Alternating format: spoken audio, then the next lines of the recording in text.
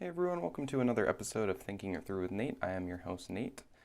Today we're going to be talking about why we all agree that there's a problem but can't agree on the solution. This is a topic that's perplexed me for a really long time. I've also attempted to understand it for a very long time, and so I have a lot of thoughts on it. I think I do understand the issue pretty well, but I do think that regardless of understanding the issue, we have to come to a solution. We have to figure out what it is that's stopping us from being able to agree on moving forward on anything. I kind of refuse to believe that we've just hit a point in humanity where we've done everything we can agree on, and now there's just going to be separate factions of humanity who believe different things and want to make something different out of society.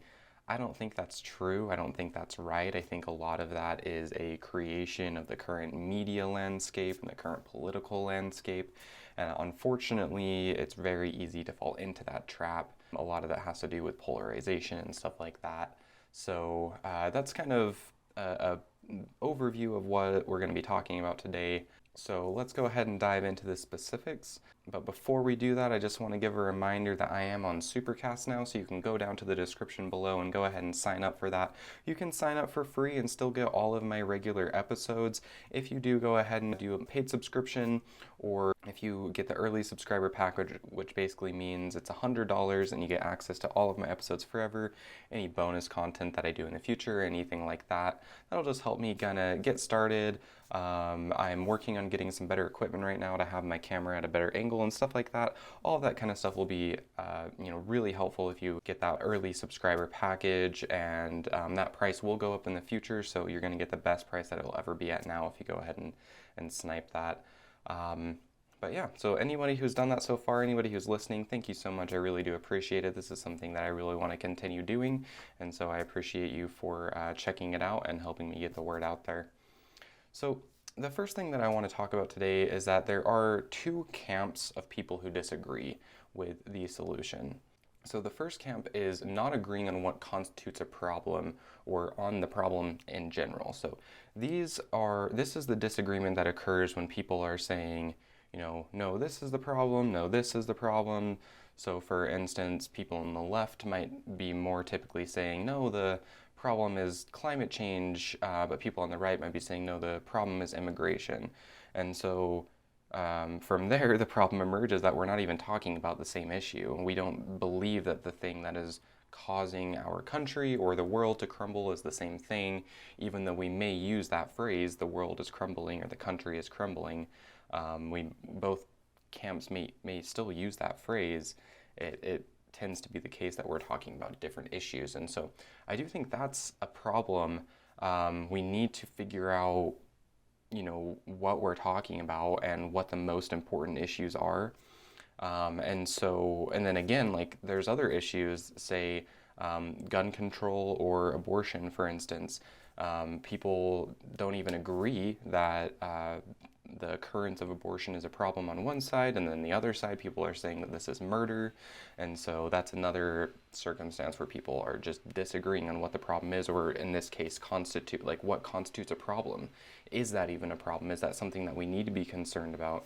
So you may be seeing like an overarching theme here of people's values differing and causing them to value some things higher than others, label some things as a problem when other things aren't getting labeled as a problem, etc.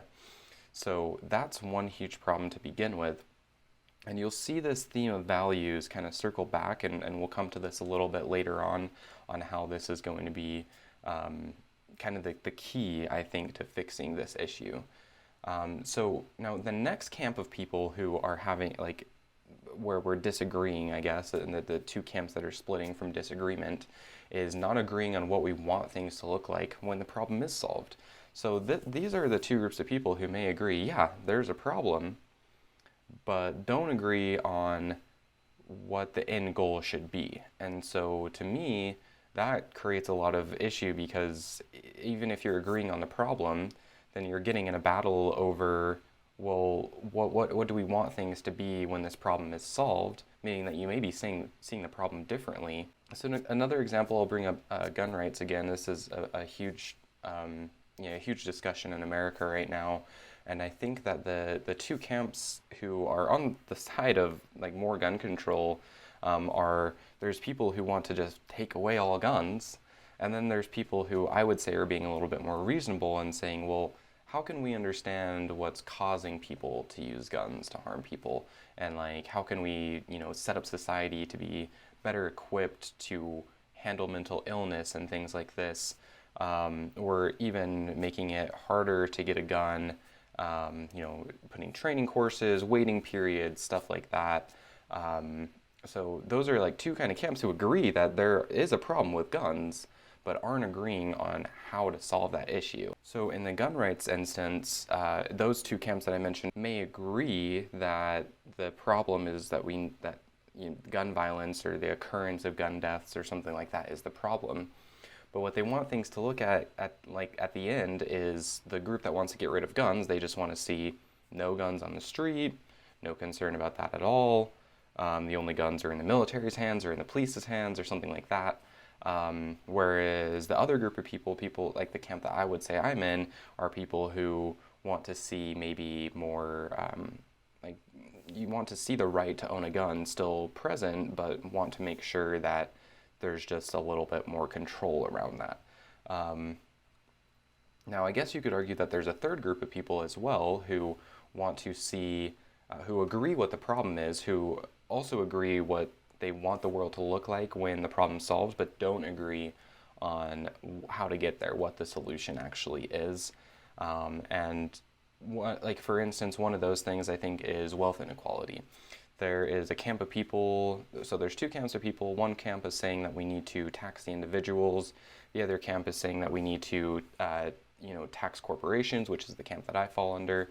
And both of those groups want to see wealth equality. They want to see equal opportunity, but we don't agree on how to accomplish that. And that's the kind of thing that I think should be the only discussion that's really happening in politics, is how to accomplish that, talking about the solution, figuring out the details, understanding stats and dynamics and how things are going to work, how people are going to respond to different policies. Stuff like that is super important, and I think those are the kinds of discussions that we should be having more often than disagreeing that there's a problem at all, or disagreeing on what the problem is, or how things should look like in the end. Like, all of those things, in my opinion, should be something that we need to figure out, like, as a species. Like, I think that it's plausible that we agree on the problem and the ideal to some degree. Obviously, there's going to be some disagreement on that. But I think that's plausible to some degree that we agree on those things, but the solution is something that is always going to be needed to figure out in the moment. And that's, I think, where government comes in handy, is in the legislature. They should be having these discussions on, well, what's the best way to accomplish this? Like, we all agree on the problem. We all agree on what we want things to be like, but what's the best way to accomplish this? And let's argue this out. Let's hear each other out. Let's make concessions when we feel like somebody may have made a better point. Things like that. Like we should just be having that discussion on how to best accomplish that, which is something that not everybody has the answer to.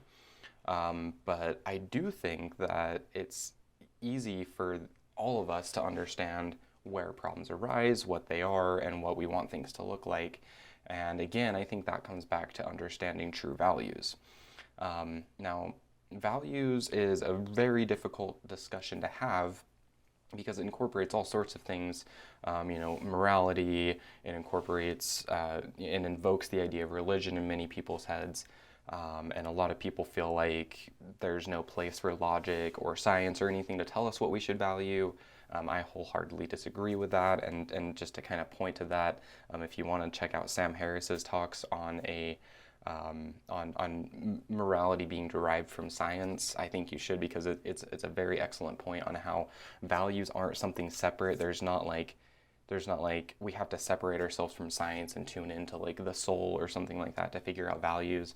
That's not true. So I think values are inherent in our experience. I think they're inherent in the fact that we exist, and the fact that we exist in a social circumstance, the fact that we have a society and we have neighbors and people that we have to interact with. I think all of those conditions produce an actual, what I would say is called a transcendent ethic, something that we can all agree on, something that there are certain values that we should all agree on and that come through as true, without having to have any kind of religious lens on how you're viewing it, or anything like that.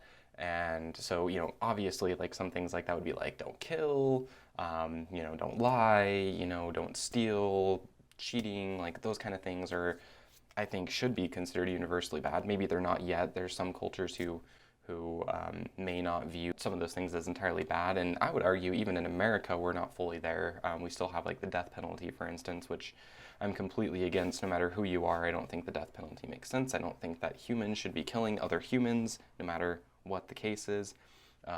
Now, I do think that there is one circumstance, and that's self-defense. If the only way to defend yourself or others in an active, dangerous situation, I'm not talking about like preventative bombing or something like that, but in an active, dangerous situation, if the only way to stop someone from killing you or killing someone else is to kill them, then I think that's the one circumstance where killing is okay.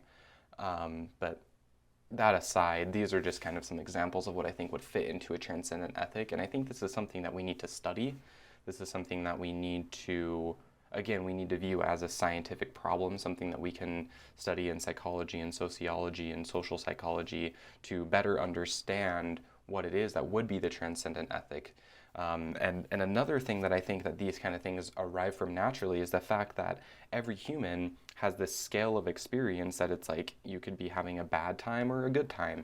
You could be suffering or not suffering. And I think that that's the key right there, is suffering. If we really figure out how to define suffering, then the answer to morality is simple. We want to individually not suffer, reduce as much suffering as possible, and produce an experience where there's, no suffering if possible, or very little.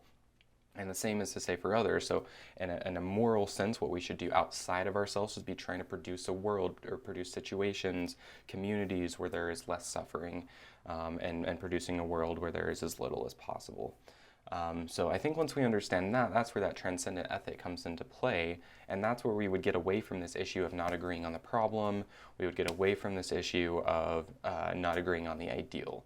Like, I think that those two things flow easily from understanding a transcendent ethic once we, again, further understand what that is, further understand how that applies to us as beings and our psychology, and then figuring out what all of these things that we can do to get rid of that are, and that produces what that ideal is, and that produces easily what the problems would be that we have to solve. I think there's some simple things like the fact that some people don't have health care, the fact that some people can't afford to eat, like those are obvious things that point to people suffering and that we need to solve. And so that's why I believe that everybody should have their basic needs met in a world where we have an abundance, where we don't have to hunt for our food anymore. The fact that food is abundant, to me, that should automatically mean that everybody gets to eat. And to me, that comes from that transcendent ethic, the fact that there are people suffering, there's something that we can do to solve that suffering, and so the ideal, again, is them not suffering, is them being fed, is them being able to afford their basic necessities, etc.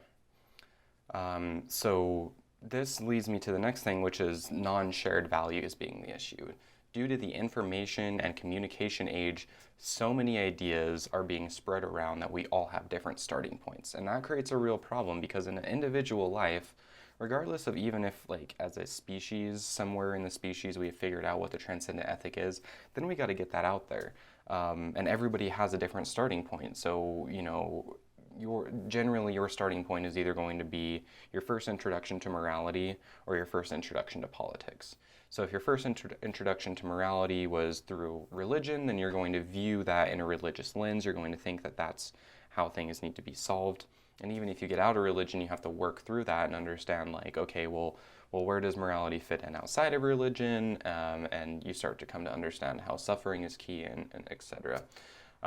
So we have to figure out, how do we communicate to people who are coming at different starting points?